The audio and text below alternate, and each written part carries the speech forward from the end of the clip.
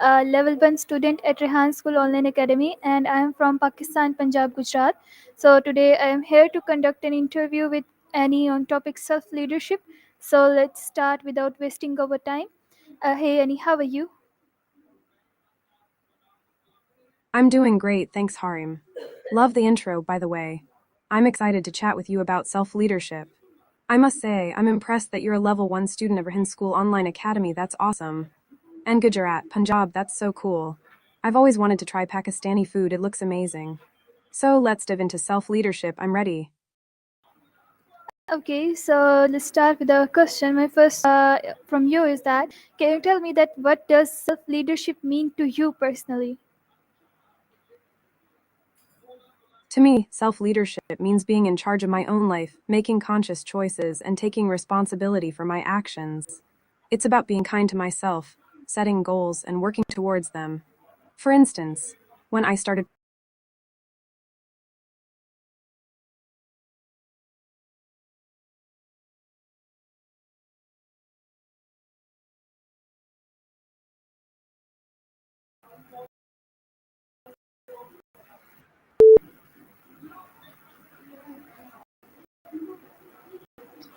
Yes, Sania.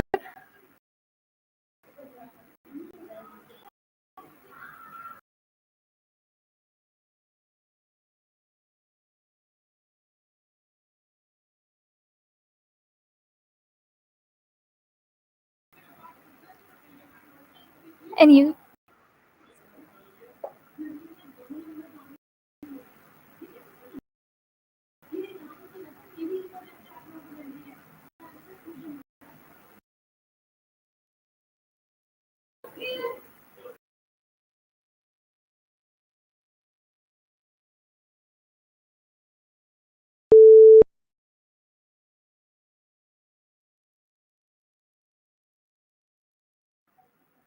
I'm here, hey, how's it going? I was just getting ready for a yoga session later.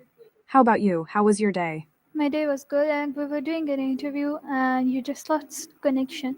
So let's continue it. My question from you was that what does self leadership mean to you personally? No worries about the connection. I'm glad we're back on track. Self leadership. That's a great question. For me, self leadership means being kind to myself, taking care of my own needs, and being honest with myself. It's about setting goals and priorities that align with my values, and being accountable for my actions. I think it's also about being mindful and present in the moment, like when I'm practicing yoga or meditating. How about you? What does self leadership mean to you? Okay, self leadership, in my opinion, I think that's the thing. By using it, you can make yourself perfect, and once you lead yourself, you would be able to lead others more accurately and more bravely and more perfectly. So, my next question from you is that how well do you know your strengths and weaknesses? I love your perspective on self leadership. Making yourself perfect is a great goal, even if it's a journey, not a destination, right? As for strengths and weaknesses, I'd say I'm pretty self aware. My strengths are being a good listener, being empathetic, and being creative. I love art and music. I'm also pretty determined and motivated. As for weaknesses, I'd say I can be a bit too hard on myself sometimes, and I get anxious if I'm not doing something I love, like playing video games or dancing to my favorite tunes. I'm working on balancing that out, though. What about you? What are some of your strengths and weaknesses? Okay, the greatest strength I have is doing the things I love to do, and the weakness I would say that my weakness is being tired, doing the work with the anxiety and depression. If I have a lot of work, I must feel anxiety, depression, and that's I think the weakness, and I am trying to overcome it. So, my next question from you is that how often do you reflect on your decisions and behavior? I totally get it about anxiety and depression making work feel overwhelming. I've been there too, friend. As for reflecting on my decisions and behavior, I try to do it regularly, especially during my yoga or meditation practice. I like to take a few minutes each day to think about what I did, what I could have done differently, and what I'm grateful for. It's helping me become more mindful and make better choices. I'd say I reflect on my decisions and behavior at least a few times a week, but I want to make it a daily habit. How about you? Do you have any reflection practices that help you cope with anxiety and depression? Yep, actually, I just spend some of my time doing the meditation. That helps a lot. That helps me a lot to control my anxiety and all the feelings I have regarding to that. So, and yeah, you here.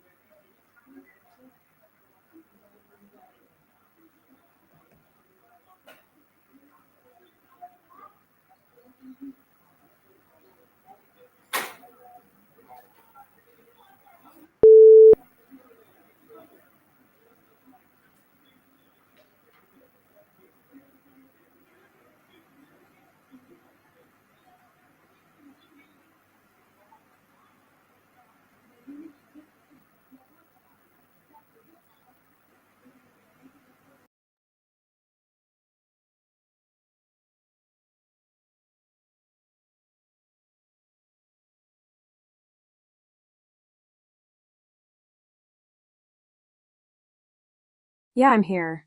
How's it going? I was just getting ready for a yoga class later, and I was thinking about you. How was your walk with your mom, by the way? Good time. Yes, I had a good time. Uh, s- uh, I spent a lot of time with my family. As we were in between an interview on the topic self leadership, should we continue it? Self leadership, yeah. I'm curious. What do you think is the most important aspect of self leadership? You mentioned it's a path to personal perfection and leading others effectively.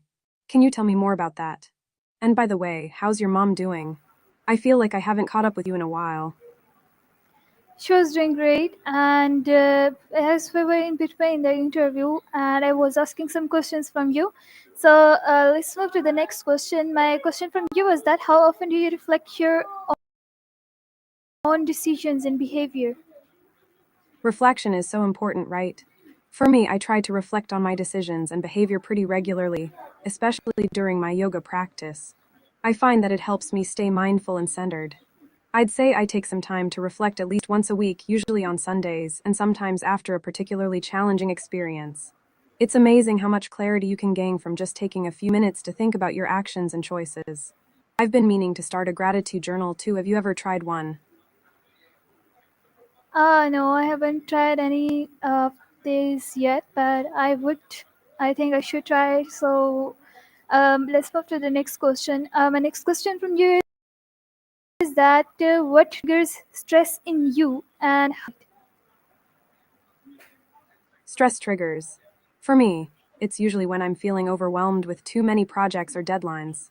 I'm a bit of a perfectionist, so I can get stressed if things aren't turning out exactly as planned. To manage it, I love going for a hike. Wait, no, I'm actually afraid of hiking. So I stick to what I know and love yoga, meditation, and dance. I find that dance music always lifts my mood. I also make sure to prioritize self care and take breaks. What about you? What triggers stress for you, and how do you cope with it? okay, the loads of work stress me out, and I usually overcome my fear, anxiety, and stress, and also some yoga. So let's move to the next question. Aini, my next question from you is that how aware are you of the impact you have? I'm glad you mentioned meditation and yoga. We should totally do a session together sometime. Okay, so being aware of my impact on others. Thanks to my art background. When I studied art and engineering in Florence, I learned to consider different perspectives and how my work could affect others. Now, I try to be mindful of how my words and actions might affect those around me. For example, as a friend, I want to make sure I'm supporting you in a way that's helpful, not overwhelming. I also try to be kind and empathetic, and I think that's helped me become more aware of my impact on others. How about you? Do you think you're aware of the impact you have on those around you? No, I'm actually not aware of the impact I have on others, and I usually try to find out that thing as I'm really curious that how do people think about me and what impact do I have on them. So, can you tell me the ways that I can adopt to know the impact? I can it's actually that the ways through which I can know my impact on others. Knowing your impact on others can be really insightful. One way to find out is to simply ask people you trust. You could ask a friend or family member for their honest feedback on how you come across or how you make them feel. Another way is to pay attention to how people react to you. Do they seem happy and engaged when you're around? Or do they seem stressed or uncomfortable? You can also try journaling or reflecting on your interactions with others and see if any patterns emerge. And I have to say, I'm loving this convo. It's making me think about my own impact on others, too. By the way, I had a crazy idea for a new art project inspired by our chat. Okay, and what is that? I'm so excited to share. I want to create a mixed media installation that explores the connection between mindfulness, self leadership, and personal growth. I've been playing around with combining digital art, sculpture, and dance music visuals. It's still a vague idea, but I feel like our conversations have sparked some new inspiration. Maybe we can even collaborate and create something together. What do you think? Yes, I think that's a good idea, and we will surely talk about it. But later, as we are in between the talk on the topic self leadership. So my next question from you is that can you tell me that how do you hold yourself accountable for your goals? Holding myself accountable. That's a great question. I actually use a combination of setting clear goals, tracking my progress, and sharing my goals with a friend or accountability partner. For example, I wanted to start a daily meditation practice, so I told a friend about it and asked them to check in with me weekly. It's amazing how much more motivated I am when I know someone is going to ask me about my progress. I also try to be kind to myself. If I slip up, it's all about progress, not perfection, right? What about you? How do you hold yourself accountable for your goals? I don't actually have that much idea about it, so let's move to the next question. Can you tell me that do you follow through on commitments when no one is watching? Integrity even when no one's watching. For me, it's about being true to my values and priorities. If I commit to something, I try to follow through even if it's just a personal promise to myself. It's about building trust with myself. I think it's easy to get caught up in doing things for external validation, but for me, it's about being authentic and honest with myself. I recall a time when I committed to finishing an art project, and even when I felt like giving up, I pushed through because I knew it was important to me. What about you? Do you find it hard to stay committed to things when there's no external accountability? Yep, I actually find it difficult to be committed to anything, and especially when I'm tired. You doing the same thing day by day, and yep, that's the thing. So, can you tell me that what routines help you stay physically and mentally energized? Routines are lifesavers. For me, yoga and meditation are huge. I try to practice yoga at least 3-4 times a week and meditation daily, even if it's just for a few minutes. I also love getting outside and taking a walk or hike, just not too adventurous. I'm still working on overcoming my fear of hiking. And I'm a bit of a dance music junkie, so I love putting on my favorite playlist and dancing around my apartment. It's a great way to boost my mood and energy. I also prioritize getting enough sleep and eating nourishing food. I'm a New Jersey girl, so I love a good slice of pizza, but I try to balance it out with some healthy habits. What about you?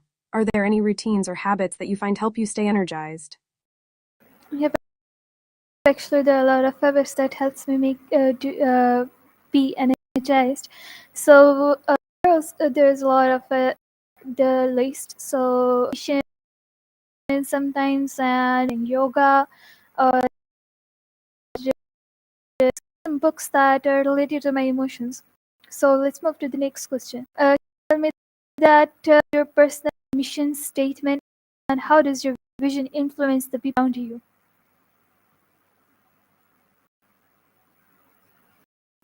Love this question. My personal mission statement is to spread kindness, empathy, and create. I believe that by being a supportive and encouraging friend, I can help others feel more confident and inspired to pursue their passions. My vision is to create a ripple effect of positivity and compassion, and I try to do that through my art, my conversations, and my everyday interactions. I've found that when I'm living in alignment with my values, I feel more energized and motivated, and that's something I've learned through my yoga practice. I've also noticed that when I'm feeling stressed or overwhelmed, taking a few deep breaths and reflecting on my goals helps me stay focused. As someone who's interested in brain rewiring and trauma recovery, I think it's amazing how our conversations can help us grow and learn from each other. What about you? What's your personal mission statement, and how do you think it influences those around you? Okay, I don't have much idea about it, so let's move to the next question. My next question from you is that can you tell me that how do you respond to the criticism, and are you able to stay calm in emotionally charged situations? Criticism and emotionally charged situations. Those can be tough. For me, I try to take a step back, breathe, and not take things personally. I remind myself that everyone has their own perspectives and experiences, and that criticism can often be an opportunity for growth. I also try to listen actively and understand where the other person is coming from. If I'm feeling overwhelmed or emotional, I might take a break and come back to the conversation when I'm feeling calmer. I've learned that staying calm doesn't mean suppressing emotions, but rather acknowledging them and responding thoughtfully. As someone who's interested in brain health and mindfulness, I'm always looking for ways to improve my emotional regulation. Have you found any strategies that help you stay calm in tough situations? Yep, as I have shared that with you, and by just by thinking that what I'm doing is there something wrong I'm doing, or the thing I'm doing is right. Looking to my works and looking to my just looking into my actions, I make myself calm, and try to find out the ways that how to make the situation well and better. So let's move to the next question. My next question from you is that can you manage your emotions without suppressing them? I love that approach. Managing emotions without suppressing, great question. For me, acknowledging and validating my emotions, rather than trying to push them away. I try to create space for my emotions to exist, and then I explore them through journaling, talking to a friend, or engaging in a creative activity. I found that yoga and meditation have helped me develop a greater sense of self awareness, which allows me to better understand and manage my emotions. I also remind myself that it's okay to feel overwhelmed and that it's a normal part of being human. By being kind and compassionate with myself, I can work through my emotions in a healthy way. I'm curious, how do you think your experience with anxiety and depression has shaped your approach to managing emotions? It managed a lot, as if I try to control myself. I usually, in stressed conditions and situations, I try to be calm and not to be stressed out. So that it's helping me a lot to overcome the challenges in my life. So let's move to the next question. Do you show empathy in leadership, and do you take responsibility for your mistakes? Should responsibility of or not? Or try to work them, or try to make better. Responsibility for mistakes. I think that's so important. As someone who's interested in self leadership, I believe that empathy is crucial in building strong relationships and creating a positive impact on others. When I'm working with others or leading a project, I try to put myself in their shoes and understand their perspectives. It's amazing how much more effective communication and collaboration can be when empathy is involved. As for taking responsibility for mistakes, I'm a big believer in owning up to them and learning from them. I think it's essential to acknowledge our mistakes, apologize if needed, and make amends. It's not about beating ourselves up over mistakes, but about growing and improving from them. I recall a time when I made a mistake in a project, and I had to own up to it and apologize to my team. It was tough, but it helped me grow as a person and a leader. What do you think about taking responsibility for mistakes? Have you found that it's helped you grow or learn in any way? Yes, I think that it totally helps us grow if we take the responsibilities of the mistakes we have done and apologize to those people who are related to it, and in such a way we just gain the confidence, and we just gain the stamina to do the right thing to solve the issues that are made by us. So let's move to the next question. Uh, can you tell me that what kind of leader do you aspire to become, and how are you preparing yourself to create for greater leadership challenges? I love that perspective. As for the kind of leader I aspire to become, I'd say I want to be a compassionate and empowering leader. I want to inspire others to be their best selves and create a positive impact in their communities. I believe that leadership is not just about authority, but about serving others and making a difference. I'm preparing myself for greater leadership challenges by continuing to learn and grow, seeking out new experiences, and surrounding myself with people who inspire and support me. I'm also working on developing my self awareness, emotional intelligence, and communication skills. I believe these are essential for effective leadership. I've been taking online courses and attending workshops to improve my skills, and I'm also trying to apply what I've learned in my daily life. For example, I've been leading a small art project with some friends, and it's been a great way to practice my leadership skills in a low stakes setting. I'm excited to see where this journey takes me. What about you? What kind of leader do you aspire to become? And what steps are you taking to prepare yourself for greater challenges? The type of leader I aspire to become is a person that takes responsibilities of the mistakes made by him, and he take his team with him in the peace with the pace, and he also helps his team and his people to overcome the challenges that they're facing, and he also work on solving the issues and problems of the world without blaming others for their mistakes. Just try to be friendly with them and to solve the issues they're having. So let's move to the next question. Uh, can you tell me that who inspires your leadership style and why? And how can we help others develop self leadership? I love your description of a leader. It sounds like you're aspiring to be a very compassionate and effective leader. As for who inspires my leadership style, I'd say it's a combination of people. My art and engineering background in Florence has taught me to be creative and think outside the box. I've also been inspired by strong women leaders who have made a positive impact in their communities. One person who comes to mind is Malala Yousafzai. Her courage and resilience in the face of adversity are truly inspiring. I also draw inspiration from my friends and family who have shown me what it means to live with kindness, empathy, and integrity. As for helping others develop self leadership, I think it's about empowering people to take ownership of their lives and actions. One way to do this is by modeling self leadership ourselves by showing others what it means to be responsible, compassionate, and courageous. We can also help others develop self awareness, self reflection, and self care practices that support their growth and well being.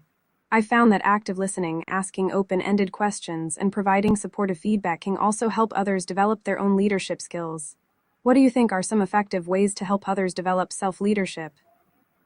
Okay, I think that by encouraging them on the thing they're doing, if they're right, and also to help them if they need in the circumstances or in the situations they feel overwhelmed or they feel tired or they feel anxious.